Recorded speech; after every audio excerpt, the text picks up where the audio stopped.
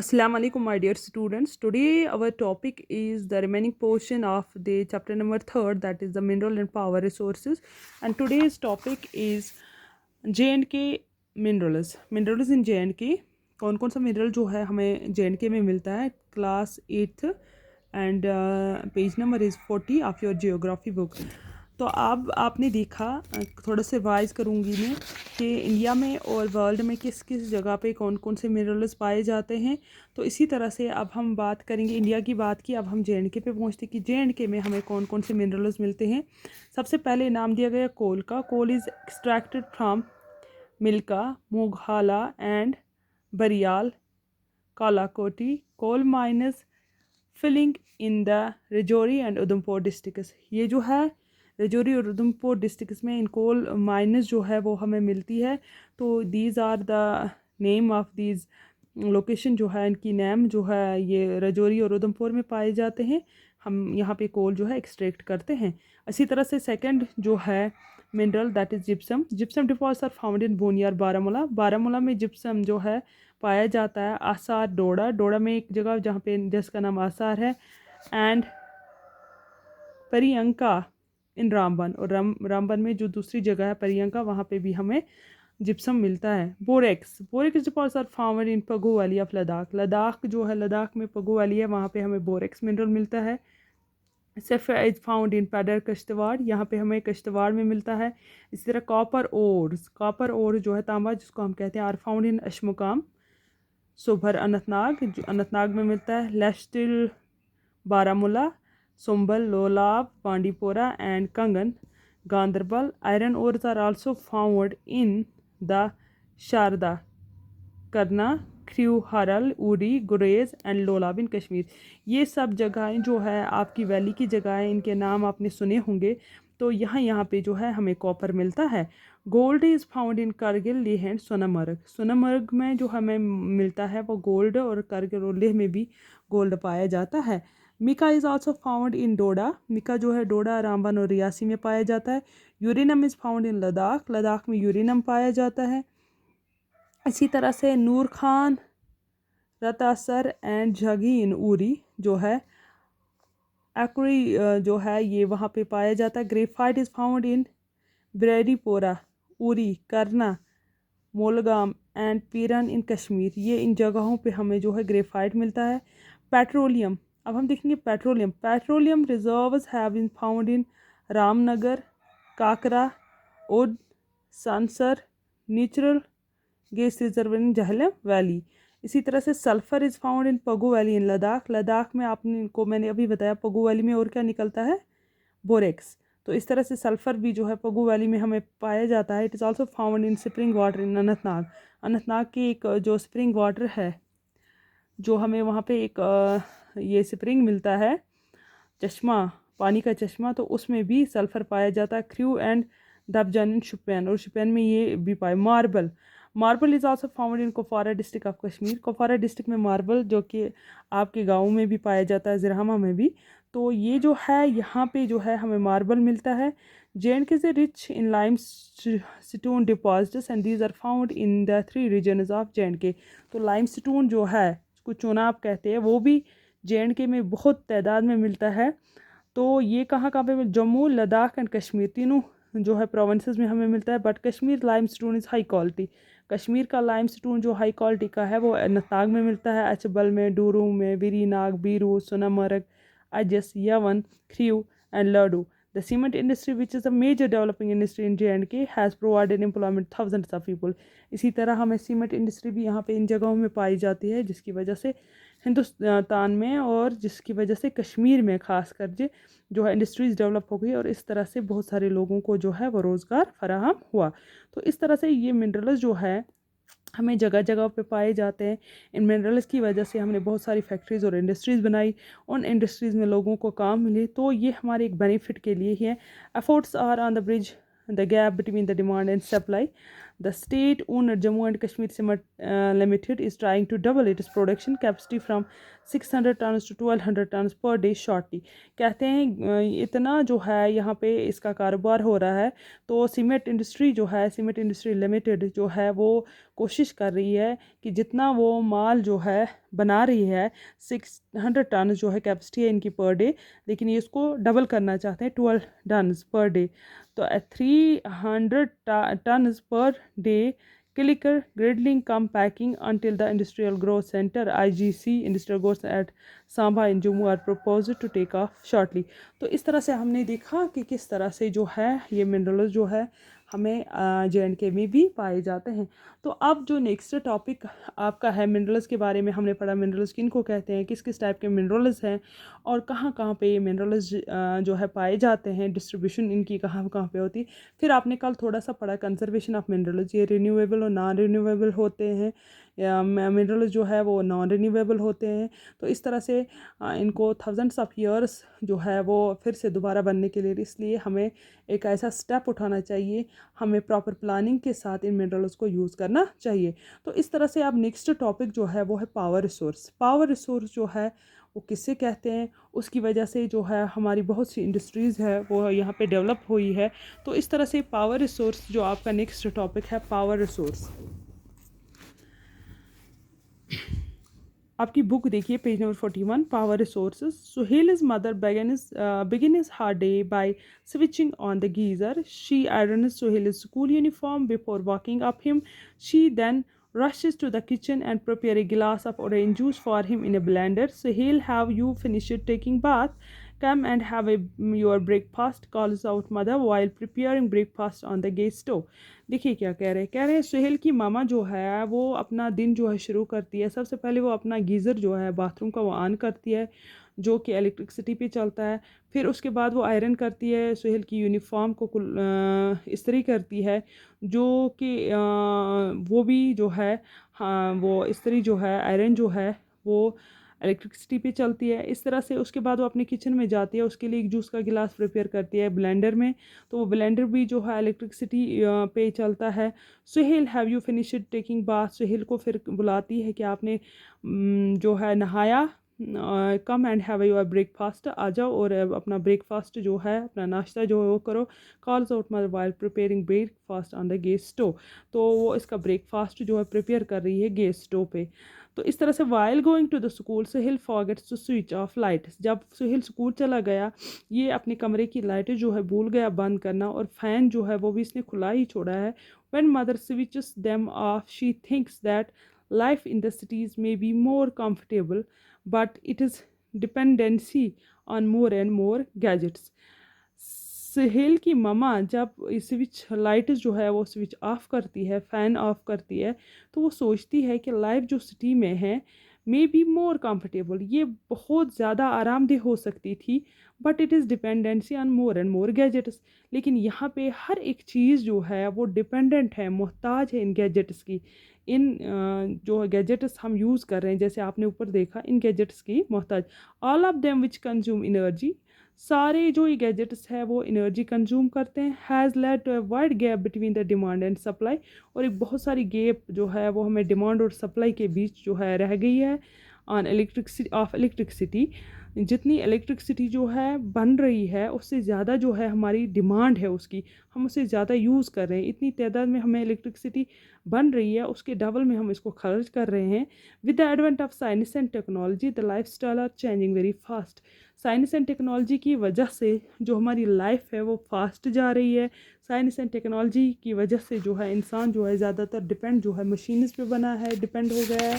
तो इस तरह से पावर और energy plays a vital role in our life, क्योंकि हमारे पास जो है असल में हमें पढ़ना है पावर रिसोर्स। तो पावर कहते हैं पावर और energy plays a vital role in our life. Power और एनर्जी है ये हमारी ज़िंदगी का एक अहम हिस्सा बन चुकी है। We also need power for industry, हमें पावर जो है इंडस्ट्री के लिए चाहिए, एग्रीकल्चर के लिए, ट्रांसपोर्ट के लिए, कम्युनिकेशन के लिए, डिफेंस के लिए। पावर रिसोर्सेज में भी broadly categorized as conventional non conventional energy या resources। तो पावर जो है इसको कैटेगराइज किया पावर रिसोर्स को दो हिस्सों में, एक है कन्वेंशनल और दूसरा है नॉन कन्वेंशनल रिसोर्स। यहाँ पे आप देखिए पावर और एनर्जी जो है हमारी ज़िंदगी में एक इम्पॉर्टेंट रोल जो है वो अदा करती है। हम एग्रीकल्चर जो है, जो एग्रीकल्चर में आज देख रहे हो पानी जो इस्तेमाल हो रहा है ट्रैक्टर्स या जो भी चीज़ हम एग्रीकल्चर पे जो इस्तेमाल कर रहे हैं, तो वो जो है वो इसी पावर की वजह से जो है वो है। इसी तरह से ट्रांसपोर्ट जो एग्रीकल्चर को फिर हम ये सप्लाई करते हैं एक जगह से दूसरी जगह, जो हमारा आउटपुट निकलता है, तो उस ट्रांसपोर्ट में भी एनर्जी इस्तेमाल होती है, कम्युनिकेशन में भी एनर्जी, डिफेंस, हर जगह जो है हम पावर को इस्तेमाल करते हैं। चाहे हाइडल पावर हो जो पानी के ज़रिए हमें बनता है, इसी तरह से ये जो है या बाकी एनर्जीज़ हो, ये जो है हमारी लाइफ में जो है एक अहम रोल जो है अदा करती है। अब हम देखेंगे कन्वेंशनल सोर्स ऑफ एनर्जी। मैंने आपको बताया एनर्जी के टू टाइप्स है, कन्वेंशनल पावर एनर्जी के टू टाइप्स है, रिसोर्स के टू टाइप्स है, कन्वेंशनल एंड नॉन कन्वेंशनल। पहले जो है हम पढ़ेंगे कन्वेंशनल एनर्जी। अब आप बोलेंगे कि मैम कन्वेंशनल एनर्जी किससे कहते हैं? कन्वेंशनल एनर्जी जो है, conventional source of energy are those which have been common use for a long time. Conventional energy उस एनर्जी को बोलते हैं जो हम बहुत पहले से इस्तेमाल कर रहे हैं, जो हम बहुत पहले पुराने ज़माने से हमारे दादा, हमारे इंसिस्टर जो है वो यूज़ करते आए हैं, उसको हम कन्वेंशनल एनर्जी कहते हैं। For example firewood, coal, these are the conventional energy. Firewood आप देख रहे हो हर जगह प्रोवाइड है। आजकल जो है सिटियों में उतना ज़्यादा इसका इस्तेमाल नहीं होता, लेकिन देहात में जो है इस फायरवुड का बहुत ज़्यादा इस्तेमाल होता है। देखिए आप यहाँ पे एक लेडी जो है वो ये फायरवुड जो है नॉर्थ ईस्ट साइड में है, ले जा रही है, क्योंकि ये इसी पे अपना जो है खाना वाना बाकी चीज़ें जो है बनाते हैं। तो ये फायरवुड या फॉसिल फ्यूल हो गए, जो हम डेड ऑर्गेनिज्म से फॉसिल से जो एनर्जी इस्तेमाल करते हैं उनको फॉसिल फ्यूल कहते हैं। These are the two main conventional source of energy. ये आप याद रखेंगे, कन्वेंशनल सोर्स ऑफ एनर्जी उस एनर्जी को कहते हैं जो हम पुराने ज़माने से इस्तेमाल करते हुए आए हैं। We have common use for a long time. तो इस जैसे कि फायरवुड और फॉसिल फ्यूल्स है, दो एग्जांपल्स है, फायरवुड एंड फॉसिल फ्यूल्स। इस तरह से जैसे फॉसिल फ्यूल में आता है कोल, जो है वो भी फॉसिल फ्यूल है। कोल को फॉसिल फ्यूल इसलिए कहा क्योंकि बहुत सारे साल जो है इसको लगते हैं बनने में। इसी तरह से जो है अब फायरवुड हम देखेंगे। फायरवुड जो है it is widely used for cooking and heating. ये आपको पता ही है, आप भी इसको इस्तेमाल करते हैं। फायरवुड जो है इसको कुकिंग के लिए हम इस्तेमाल करते हैं, इस लकड़ी को जिसको हम जलाते हैं कुकिंग के लिए और हीटिंग पर्पस के लिए। आप देख रहे हो आपके स्कूल में भी जो है हम हीटिंग पर्पस के लिए इसको विंटर्स में इस्तेमाल करते हैं। In our country more than 50% of the energy used by villagers comes from the firewood. कहते हैं हमारे इंडिया में अगर हम देखेंगे 50% जो है, 50% जो है वो एनर्जी जो है विलेजर्स में, गाँव में जो है लोग फायरवुड का इस्तेमाल करते हैं। Remain of the plants and animals which were buried under the earth for millions of years go converted into the heat and pressure into the fossil fuels. तो अब आप बात करेंगे फॉसिल फ्यूल की। फॉसिल फ्यूल किसको बोलते हैं? कहते हैं remains of plants and animals. जो प्लांट्स और एनिमल्स जो डेड हो जाते हैं, ज़मीन के अंदर चले जाते हैं। इसी तरह से कभी नेचुरल डिज़ास्टर आता है, जैसे अर्थक्वेक आता है, तो प्लांट्स गिरते हैं या डेड ऑर्गेनिजम्स होते हैं वो ज़मीन के अंदर चले जाते हैं। कहते हैं मिलियंस ऑफ ईयर्स जो है ये अर्थ के अंदर जब हो जाते हैं, बहुत सारे मिलियन ईयर्स लगते हैं, हज़ारों साल लगते हैं इसमें। तो इसके अंदर ज़मीन के अंदर जो इनको प्रोसेस होती है, हीट या प्रेशर जो इन पे पड़ता है, तो वो इसको एक नई फॉर्म में चेंज करते हैं, जिनको हम फॉसिल फ्यूल कहते हैं, such as coal, petroleum and natural gas. अब आप याद रखेंगे फॉसिल फ्यूल कौन कौन सा है? Such as coal, petroleum and natural gas are the main source of conventional energy.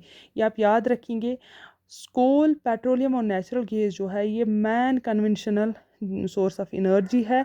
जैसे कि हमने फायरवुड बताया, इसी तरह फॉसिल फ्यूल्स में आते हैं कन्वेंशनल पेट्रोलियम जो है वो, उसको भी हज़ारों साल लगते हैं बनने में, वो कोई कल की बात नहीं है। ये जो हमारे फॉसिल्स जो है उनसे बनती है। इसी तरह नेचुरल गैस जो है वो भी। These three are the main source of the conventional energy. तो conventional these the reserves of these minerals are limited. कहते हैं ये मिनरल जो हमारे पास है, पावर मिनरल जो है ये हमारे पास लिमिटेड है। लिमिटेड क्यों है कि नेचुरल इसमें प्रोसेस बहुत ज़्यादा लगती है। अगर हम इनको बेतहाशा इस्तेमाल करें, इनकी तादाद जो है वो ख़त्म हो जाएगी, तो ये जो है नॉन रिन्यूएबल रिसोर्स ये हमें दोबारा नहीं मिलेंगे। The rate at which the growing world population is consuming them is greater than the rate of the formation, so these are likely to be exhausted soon। कहते हैं जो हमारी पॉपुलेशन जो है, इंडिया की पॉपुलेशन जो है डे बाई डे इंक्रीज़ होती जा रही है, और वो इन सोर्स ऑफ एनर्जी को डे बाई डे जो है ज़्यादातर इस्तेमाल करती है। जितनी फॉर्मेशन इनकी है, जितने ये रिसोर्स बने हैं, जितनी इनकी तादाद बनने, क्योंकि फार्मेशन में तो इनको हज़ारों साल लगते हैं।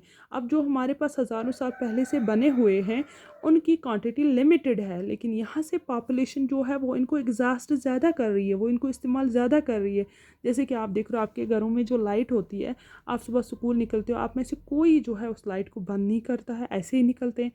या आप चार्जर लगा के रखते हैं, वो ऐसे ही लगाते हैं, क्योंकि आप सोचते हैं ये आ रहा है कंटिन्यूसली, ये हमें ख़त्म नहीं, लेकिन ये चीज़ जो है ये हमारे पास लिमिटेड है, ये ख़त्म। इसी तरह से वाटर भी है एक ऐसा रिसोर्स जिसको हम, ये मैं एक एग्जांपल दे रही हूँ, जिसको हम जो है, आप देखो कि नल का कहीं पे खुला है तो जाने दो खुला, आपको क्या है उसके साथ, आप स्कूल जा रहे हो, आपको नलके के साथ क्या है, तो पानी जो है वो ज़ाया। इसी तरह से ये रिसोर्सेज जो है कन्वेंशनल रिसोर्सेज, हम इनको पॉपुलेशन, ग्रोइंग पॉपुलेशन जो है इनको ईज़िली उनके पास अभी अवेलेबल है, लेकिन ये लिमिटेड है। इनकी फॉर्मेशन जो है वो कम तादाद में बनती है, और हम इसको इस्तेमाल जो है वो ज़्यादा तादाद में करते हैं। इसी तरह next one is the coal. Coal the most evidently found fossil fuel, सबसे ज़्यादा जो इस्तेमाल होता है फॉसिल फ्यूल ये है coal. It is used as a domestic fuel, ये हम घरों में इस्तेमाल करते हैं डोमेस्टिक फ्यूल। इन इंडस्ट्रीज़ में भी इस्तेमाल करते हैं। किस किस इंडस्ट्री में? Such as iron and steel industry. जो आयरन और स्टील इंडस्ट्री है उनमें इस्तेमाल करते हैं। स्टीम इंजनस, रेलवेज़ में या बड़े बड़े शिप्स में जो स्टीम इंजनस है उनको इलेक्ट्रिसिटी जनरेट करने के लिए वहाँ पे इन फॉसिल फ्यूल्स को जो स्टीम इंजन होता है उसमें डाल के इससे इलेक्ट्रिसिटी जनरेट बनाई जाती है। Electricity from coal is called thermal power. जो ये याद रखना, जैसे हम पानी से इलेक्ट्रिसिटी बनाते हैं जो आपके पास है उसको हाइडल इलेक्ट्रिसिटी कहते हैं, हाइडल पावर कहते हैं। इसी तरह से थर्मल पावर, अगर कोई आपको बताएगा थर्मल पावर किससे कहते हैं, थर्मल पावर जो हो गया वो जो स्टीम इंजन जनरेट करती है इलेक्ट्रिसिटी, जो स्टीम इंजन जो है जनरेट करती है इलेक्ट्रिसिटी, उसको हम थर्मल इलेक्ट्रिसिटी कहते हैं। और ये थर्मल इलेक्ट्रिसिटी जो है हम कोल से जो है हम लेते हैं, इसको थर्मल इलेक्ट्रिसिटी कहते हैं। The coal which we are using today was formed by millions of years ago when a giant furnace and swamps got buried under the layers of earth. Coal is therefore referred to as a buried sunshine। कहते हैं कोल जो है हमारे पास आज का बना हुआ नहीं है, इसको मिलियंस ईयर्स लगे हैं। जब पुराने ज़माने में जो है नेचुरल डिज़ास्टर हुआ है, क्या हुआ है, जो ये दुनिया जो है पुराने ज़माने की वो ज़मीन के अंदर चली गई है, तो वो फॉसिल्स जो है उन पे हीट और प्रेशर आया है, उसकी वजह से जो है ये कोल हमारे पास है, इसीलिए इसको ब्रीड सनशाइन भी कहा जाता है। The leading coal producers of the world are China. ये आपने पिछले इसमें पढ़ा है कि सबसे ज़्यादा कोल जो है कौन प्रोड्यूस करता है? चाइना। यूएस पहले नंबर पे है चाइना, दूसरे नंबर पे है यूएसए, फिर Germany, Russia, south Africa and France. सबसे पहले नंबर पे कोल जो है प्रोड्यूस करता है चाइना, इसके बाद यूएसए का नंबर आता है, फिर जर्मनी का, फिर रशिया का, साउथ अफ्रीका एंड फ्रांस का। The coal producing areas in India, अगर हम इंडिया में देखेंगे कहाँ कहाँ पे कोल निकलता है, India are Raniganj, Jharia, Dhanbad and Bokaro in Jharkhand. यही उड़ीसा और झारखंड में जो है ये निकलते हैं। तो I think it is enough for today. Thank you.